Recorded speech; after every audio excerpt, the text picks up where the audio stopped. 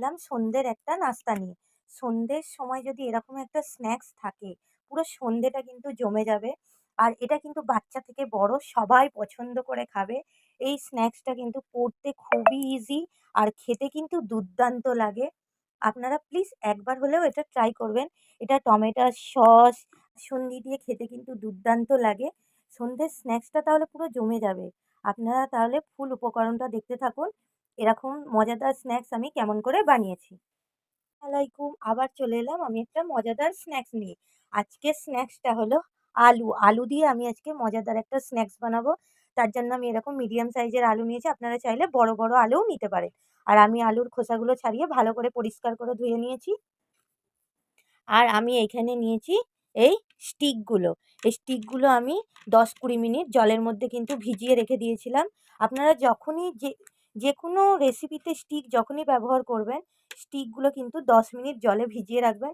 তাহলে যখন তেলে আপনারা এটাকে ফ্রাই করবেন, স্টিকটা কিন্তু পুড়ে যাবে না। তাহলে স্টিকগুলো রেখে দিই। একটা আলু নিয়ে আমি স্টিকগুলোর ভেতর ভরে দেব। এরকম করে সবকটা আলুর মধ্যে স্টিকগুলো ভরে দেব। তাহলে সবকটা আলুর মধ্যে স্টিক ভরে ফিরে আসি। সবকটা স্টিক আলুর মধ্যে ভরে নিয়েছি। এবার এই সবকটা আলু কিন্তু সাইডে সরিয়ে দেব। দিয়ে একটা আলু আমি কেটে নেব। আর একটা আলু আপনাদেরকে আমি কেটে দেখাচ্ছি। এরকমভাবে পুরো আলুটাকে এরকম গোল গোল করে কেটে নিতে হবে। পুরো আলুটাকে কিন্তু এরকমভাবে আমরা কেটে নেব। এটা কিন্তু সময় নিয়ে কাটবেন। আর যখন এরকম আলুটা কাটবেন এরকম স্টিক ভরেই কিন্তু কাটবেন, তাহলে কাটতে কিন্তু সুবিধা হবে। আলুটা কিন্তু আমি কেটে নিয়েছি। এবার আস্তে আস্তে করে এরকম করে করে নেব।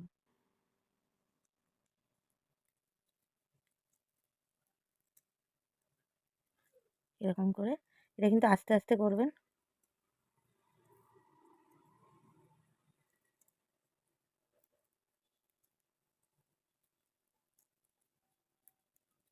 এরকম করে টানলেই কিন্তু বড় হয়ে যাবে আলুটা।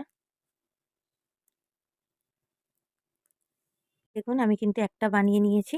এরকমভাবে আমি কিন্তু সবকটা বানিয়ে নেব। একইভাবে সবকটা বানিয়ে ফিরে আসি। আমি কিন্তু সবকটা আলু এরকম কেটে ফিরে চলে এসেছি। এবার তাহলে একটা ব্যাটার বানিয়ে নেব। আলুটা সাইডে রেখে দিই। একটা পাত্র নিয়ে নিয়েছি। এর মধ্যে আছে ৩ চামচ বেসন। বেসনটা আমি দিয়ে দেব। এখানে আছে কর্নফ্লাওয়ার। এখানে ২ চামচ কর্নফ্লাওয়ার আছে, এটাও দিয়ে দেব। আর এখানে অ্যারারুট আছে, এখানে আমি ১ চামচ অ্যারারুট দিয়ে দেব। আর দিয়ে দেব স্বাদ মতো লবণ আর কাশ্মীরি লাল লঙ্কার গুঁড়ো, এটাও দিয়ে দেব জাস্ট কালারের জন্য। আর দিয়ে দেব সামান্য গরম মশলার গুঁড়ো। উপকরণগুলোকে ভালো করে মিশিয়ে নেব।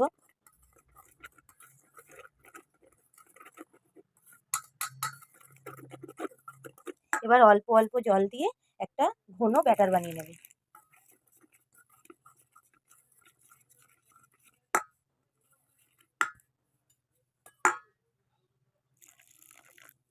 এরকম একটা থিকনেসটা আমি আপনাদেরকে ব্যাটারটা বানিয়ে দেখাচ্ছি, এর থিকনেসটা কেমন হবে।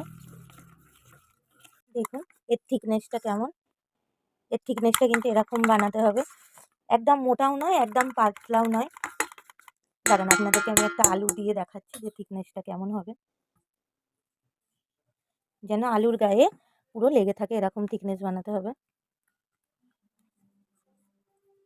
এই দেখুন এরকমভাবে থিকনেসটা বানাতে হবে। তাহলে আপনাদেরকে আমি দেখিয়ে দিলাম। চলুন তাহলে এবার তেলে এটাকে ফ্রাই করে নিই। এখানে আমি একটা কড়াই বসিয়ে দিয়েছি। আবার এর মধ্যে দিয়ে দেবো একটু পর্যাপ্ত পরিমাণ তেল। এই ফ্রাই করার জন্য একটু বেশি তেলটা লাগবে। এখানে আমি তেল দিয়ে দিলাম। তেলটা এবার গরম হয়ে যাবে। তেল কিন্তু ভালো করে গরম হয়ে গেছে।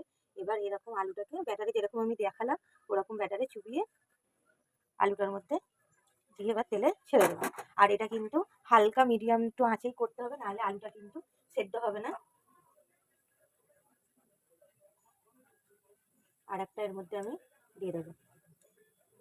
আমি অল্প অল্প করেই ভাজছি। এর মধ্যে আরেকটা দিয়ে দিলাম।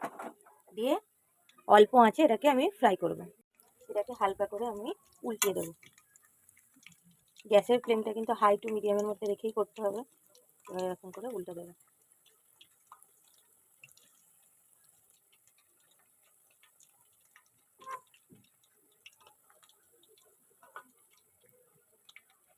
এটা কিন্তু গোল্ডেন ব্রাউন কালার হয়ে গেছে।